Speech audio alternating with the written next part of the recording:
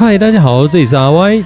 上次在介绍 MGSD 风铃钢弹的影片时，因为我对那款很失望嘛，有观众就推荐我尝试看看 MGSD 自由钢弹，刚好又在钢弹基地碰到补货补满好几个货架的透明版本，所以今天要跟大家介绍的模型就是 MGSD 自由钢弹啦。一般版本于23年1月贩售，价格4290日币含税；透明色版本于24年5月贩售，价格一样。台湾钢弹基地是24年7月贩售，价格是1290台币，但于25年8月再贩时，价格变成了1360台币，汇率从 0.3 到 0.317， 这个汇率我觉得已经很高了。但很扯的是，这样的价格跟很多店家贩售的一般版价格比起来，竟然显得很便宜。这盒模型内容物为14块板件、一对光束军刀特教件、一张胶贴以及一本说明书。其中此次更动成透明色的板件有多色成型1张、白色2张、红色2张、蓝色2张，一共7张板件。原本浅灰色的板件改成很微妙的银色，给人一种很早期会出现的银色成型色玩具质感。深灰与黑色零件都混了金属颗粒。特别一提，黄色天线零件竟然是歪的，不知道是不是个例。组装后第一眼会觉得不像透明版模型。万代这几年对透明版本的配色安排，我越来越看不懂。浅灰跟黑色外甲完全可以给透明色啊！透明版的魅力应该在于能够透过外甲看到内部骨架吧？既然是为了透明零件才买的，拿不透明色的板件加点金属亮粉，有种被敷衍的感觉。白色部分是使用半透明的乳白色，这点我之前已经说过，我很不喜欢这种配色。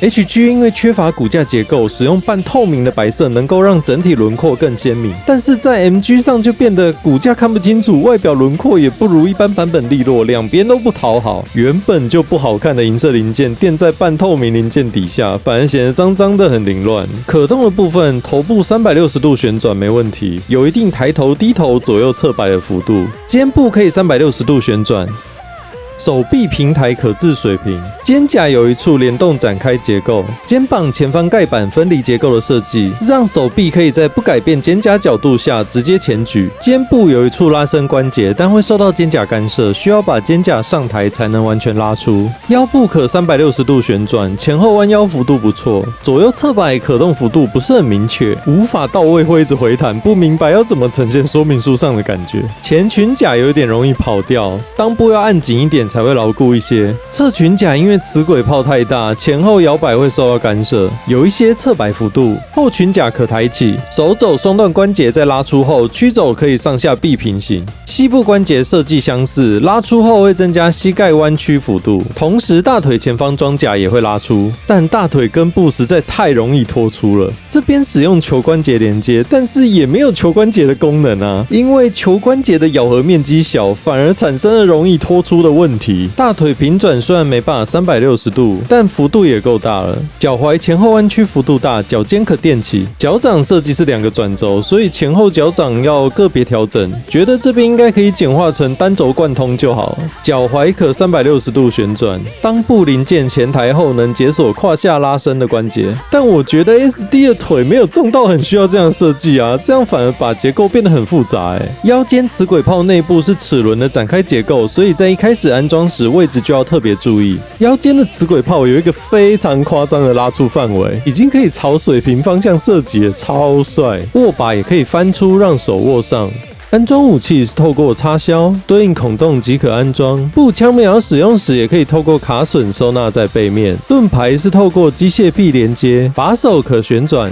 光束军刀看似有卡扣锁固，但本身结构又没有一个很明确的定位，加上都已经有卡扣了，结构还过紧，这个地方不是很好操作，而且让人很燥。卡扣的设计又改动到设定的外形，不喜欢这样的方式。驾驶舱可展开，但又有些容易拔出。背包后方的盖板向下推，就会露出安插支架的孔洞。这里的隐藏设计我很喜欢，但孔洞有点深，要使用万代模型支架这种方形的接头，在支架上的使用限制较多。翅膀展开结构就跟以往自由钢弹的产品都类似，不同的是每一侧翅膀有2处延长的功能，延长之后会感觉翅膀大一些。另一个不同的地方是翅膀比较小的副翼可以完整收起，这个是 GCP 版本之后的新设定。但要让副翼收拢的话，翅膀的 layer 就变得更多了，尤其是从侧边看，你会发现翅膀变得厚了一些，所以我还是更喜欢原本的造型。翅膀连接背包根部的位置能向外延长一些，将电浆炮身拉出后会有一个旋转关节，旋转后压下，两侧都调整完毕后安装回本体，就能在 High Mat 模式下将电浆炮呈现射击的姿态。这套件在手臂、腰部磁轨炮、翅膀的多处连接都是使用一个有凸点的桩，对应孔洞旋转后就会形成一个类似倒钩的设计。虽然是能防脱出啦，但是这样拆解时很容易把凸点拉断。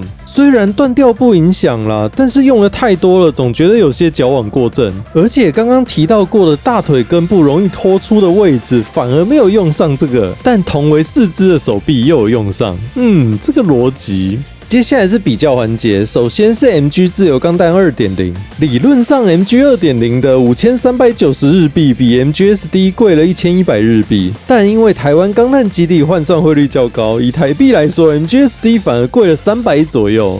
然后再看一些店家一般版本那卖得更高的价格，你就知道买这东西有多盘。MG 2.0 的版本很热门，货量也很稳定，缺点是胯部的关节容易断掉。我一开始在安装那边时就觉得很干涩，有加了一点润滑，从发售到现在凹了不少次，也没有碰到断裂的状况。如果你还没有这盒模型的话，我更推荐先入手这盒。接下来是同为 SD 比例的 SDCS 版本，售价是本体1100日币，加上额外的 CS 骨架660日币，总价是1760日币。但这系列换代已经处于半放弃状态了，分色分件表现很差，也不好购买，完全无法和 MGSD 相提并论。换代当初应该是想要靠共通骨架节省开发成本，但最后成品还是停留在传统 SD、BB 水准。我觉得如果至少能够用 HG 的规格来制作的话，这系列都不至于这么惨。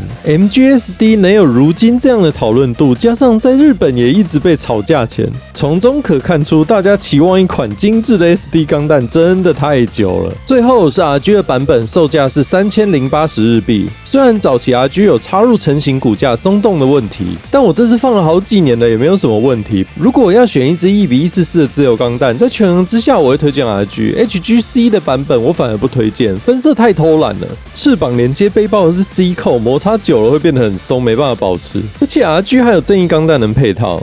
MGSD 自由钢弹的设计，以一个系列的第一作来说，表现已经很难得。但透明版本的配色安排，不少地方都令人失望，没有展现透明版该有的观赏性。廉价的银色与半透明白色的搭配，反而让观感打折。如果没有办法接受透明版这样的表现，建议还是等一般版本未来的价格稳定之后再购买。但如果你想要现在就尝试，在一般版本被炒高售价的情况下，透明版本这款仍旧可以考虑。想追求完成度以及表现力的话，MG 2.0 的自由钢弹仍是我最推荐的选择。若喜欢小比例，则建议选择 RG， 性价比以及完成度会更好。MGSD 自由钢弹更多是 SD 爱好者收藏向的产品，毕竟这么精致的 SD 钢弹模型体验是以前从未有过的。感谢收看这部影片，如果你也有感想或想法，欢迎在留言区与我分享。如果喜欢这支影片，欢迎按赞、订阅、开启小铃铛，支持我继续創作。我們下部影片見，拜拜。